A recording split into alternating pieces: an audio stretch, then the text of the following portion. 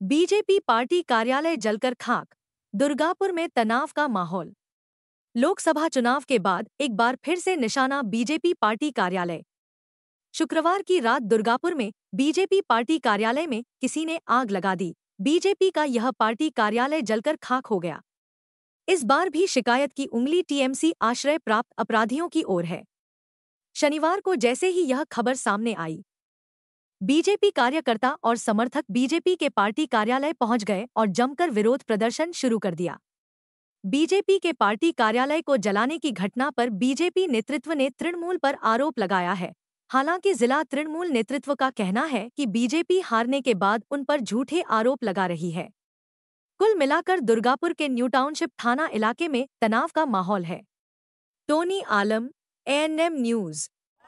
রাতের অন্ধকারে party office পুড়িয়ে ভয় দেখিয়ে বিজেপিকে রক্ষা যায়নি, যাবে না, তৃণমূলের সন্ত্রাসের বিরুদ্ধে এই লড়াই চলবে। দুর্গাপুর 26 নম্বর ওয়ার্ড এবিএল মোড়ে এই দলীয় কার্যালয়। আমাদের পার্শ্ববর্তী ওয়ার্ড আছে 27 নম্বর, ওই পাশে হাইওয়ে বা 28 নম্বর। এই কেন্দ্রবিন্দু এই এলাকায় 24 নম্বর।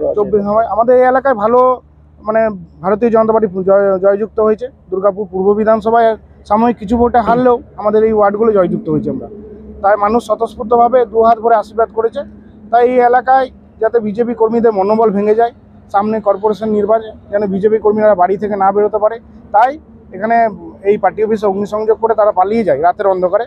তৃণমূলের দুষ্কৃতীরা করেছে, এইভাবে ভয় দেখিয়ে বিজেপিকে রোখা যাবে না।